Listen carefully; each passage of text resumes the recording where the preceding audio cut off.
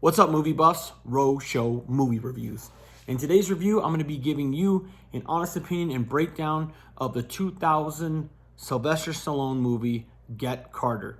As always, with all of my videos, if you haven't seen this movie, I highly suggest you go watch the movie and then come back to the review, should you choose to do so. That way, I'm not ruining anything for you as far as the plot, the characters, what happens, the ending, things of that nature. So if you haven't seen the movie, it's my suggestion that you go watch that before you watch this. But again, that's up to you. So getting into this movie, this is a remake of a 70s Michael Caine movie by the same title. That movie took place in Great Britain. This is an updated version taking place in the United States. It takes place between Las Vegas and Seattle, Washington.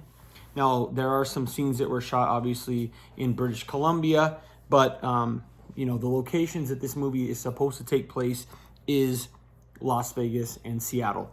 It starts out with Stallone playing the title character of Jack Carter. Now, this movie and the original movie were based on a book called Jack's Return Home.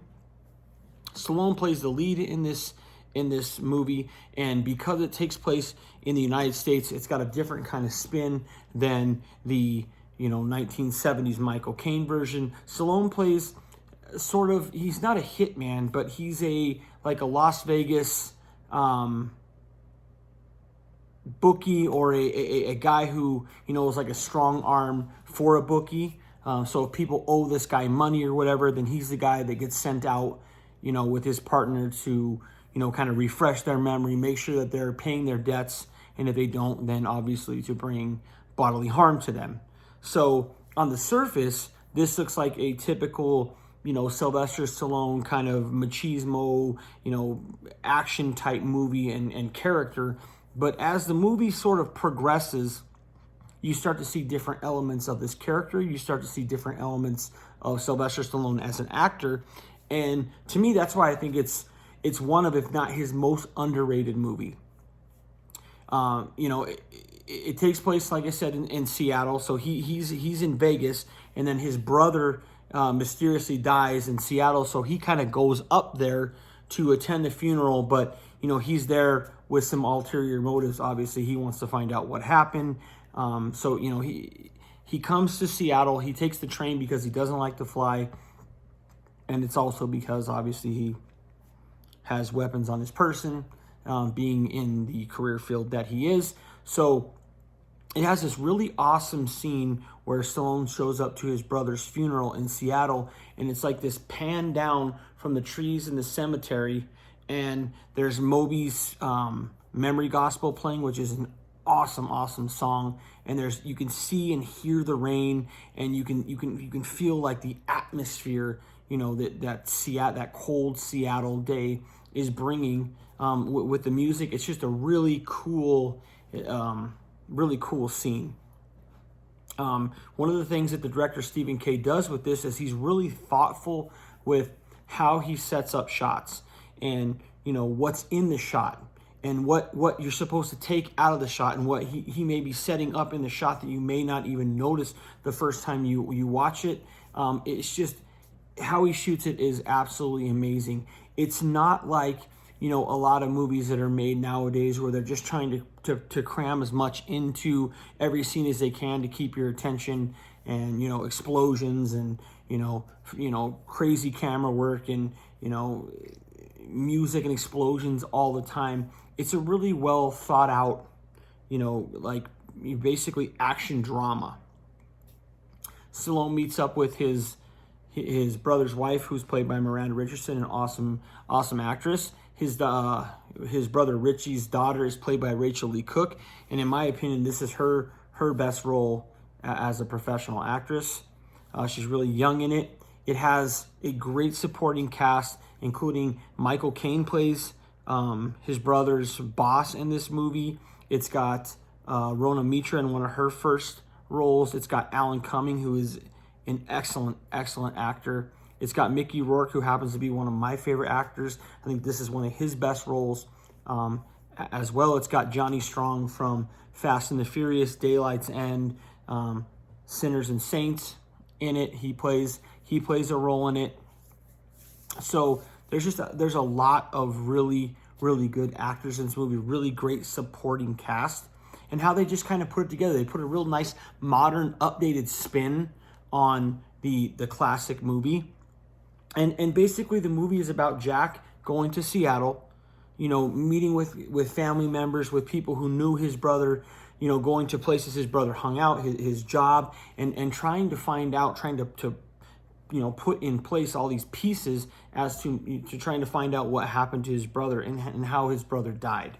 So without giving too much away, it gets very exciting, and he's very good at his job in this movie. And the cool thing about Sylvester Stallone in this movie is there's a lot of people who think he can't act, or he's not a great actor, or he's just Rocky, or he's just Rambo.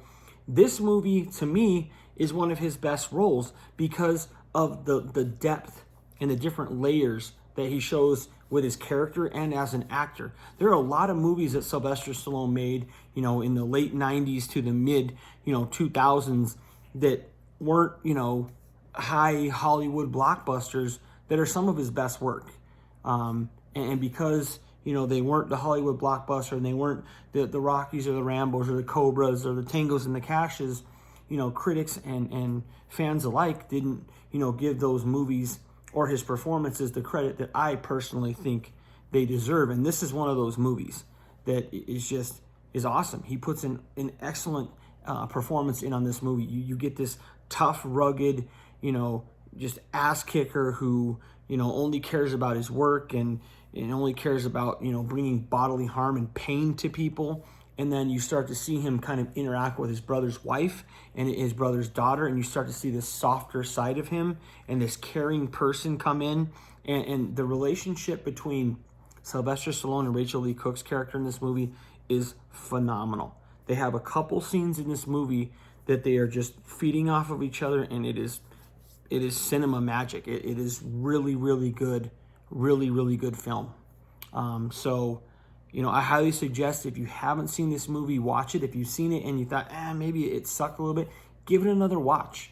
Look at all the subtleties and look at the things that they really try and do and that they try and set up. This is a very well thought out and placed action drama. There's a lot more layers to this movie, to the characters, to the story, to the plot, to how everything intertwines than really meets the eye. And the more you watch it and the more things you pick up on, the more you'll understand those types of things, and it'll come to light for you. It's just a really excellent movie. I highly suggest you watch it. It's one of Sylvester Stallone's most underrated, if not his most underrated role. Another cool thing about this movie is the music. This was, filmed in like 99-ish. So it's that really like house techno type music, which is kind of unique for a Sylvester Stallone movie. We really haven't seen him do anything like that before, or since that he was in a movie that kind of had house techno music, but it fits and it works. And, they do an updated, Tyler Bates does an updated version of Roy Budd's famous, Get Carter theme, but more with like an updated modern spin to it, which is really cool. It has an awesome, like I said, an awesome soundtrack.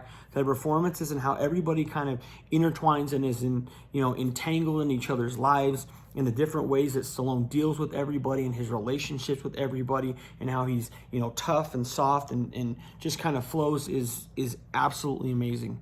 This is a fantastic movie. Stephen K. did an excellent job with this movie. I mean, there are scenes, just for example, where Stallone is talking to Michael Caine, who is his brother's boss, and he's sitting in a chair like this, and he has his arm like this, and Michael Caine's sitting in front of him here at a desk, and the camera is placed so that you can see Michael Caine through Stallone's arm, but just it's set up in a way that it's an awesome shot. Like it's not just your typical, here we're looking at two guys talking. The thought process to setting up the angles and the shots and the ambience of how everything is filmed is just so unique and different.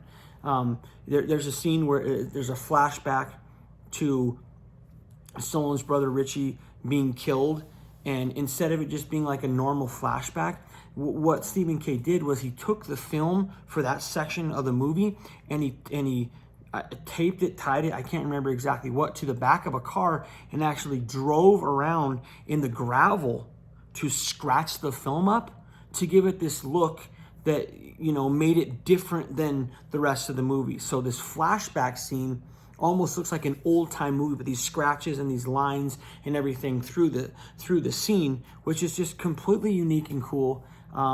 You know, if you get the DVD or the Blu-ray, there's Stephen K. does audio commentary on this, and he breaks down the scenes and how and why, and it's just awesome. I mean, it's just an awesome, well thought out movie, well put together. Stallone kills it. Mickey Rourke is awesome. Michael Caine is awesome. Alan Cumming does a great job as well. Rowan Meacher does great in her job and her role. And Miranda Richardson is great, and Rachel Lee Cook, as I said, best role of her career. So if you haven't seen the movie, please go watch it. Watch it with, you know, an open mind, not, you know, because it's not just this meathead, you know, action movie. There's a lot of depth and intrigue and a thought process that went into putting this movie together from start to finish. If you've seen the movie before and thought it was garbage, maybe give it another try. Watch it and you know, again, have an open mind and try and look for all the little subtleties and the differences in what's going on. And maybe you'll find out that you like it more than you did before. But for me, awesome movie. I'm going to flat out tell you my favorite movie of all time. It is. It's my favorite movie of all time. So that's my breakdown for this movie. I hope you enjoyed it. Give it a thumbs up if you did. Give it a thumbs down if you didn't. That's okay as well. Leave a comment in the section below if, you know, you like the breakdown. There's some things that, you know, you have questions about. I know a lot about the movie. If you have your own thoughts on the movie or ideas about the movie, I'm always, you know, down to talk to anybody about anything. So subscribe to the channel if you want, share the video if you want, and until next time, fans, I'm out of here.